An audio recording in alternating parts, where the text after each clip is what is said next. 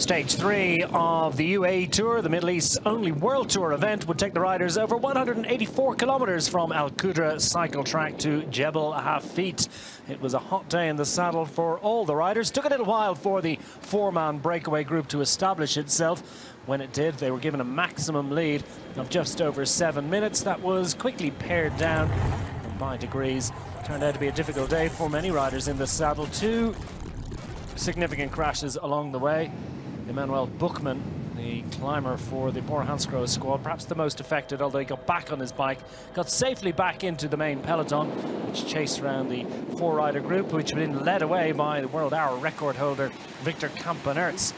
Also in there, Jasper de Boist of the Lotto Soudal squad, Stijn Steels of the De Koning Quick-Step team, and the only non-Belgian in there, the Italian Umberto Marengo, racing with the Vinny Zabu squad. Last man to survive from the breakaway group up front, Victor Kampenerts, before the heavy hitters, you might say even the light riders, hit the final climb. Almost 11 kilometers, Jebel Hafeet beckoned all day, and he unzipped his red jersey. Caleb Ewan knew that he was stepping out at the race lead. For Chris Froome, four-time Tour de France winner, continues his preparation, but he was not to be a contender.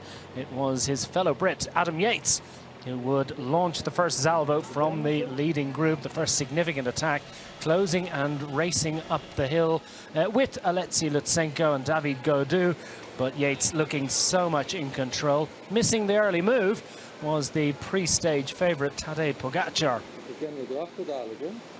Lutsenko picking up the pace on the front, but Yates looking very much in control of his effort as that group of chasers behind reduced in size, and Adam Yates, still with well over 5 kilometers remaining to the top of the mountain, decided enough was enough. He wanted a race solo and quickly established an advantage of over 20 seconds over the larger group of favourites behind Lutsenko and Gaudu.